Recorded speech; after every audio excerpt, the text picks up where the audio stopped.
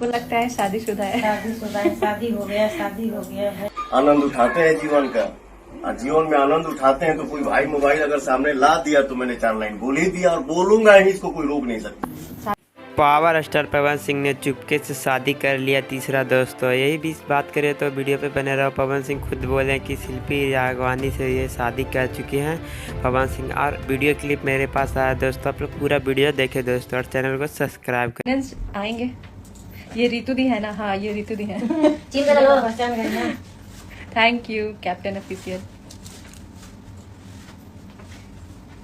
आप बॉलीवुड ट्राई कीजिए। अरे यार रिमोट कहाँ गया? यहाँ कोशिश में तो है। कपड़ा खोलने में ठंडा लगता है। और बताइए शिल्पी जी।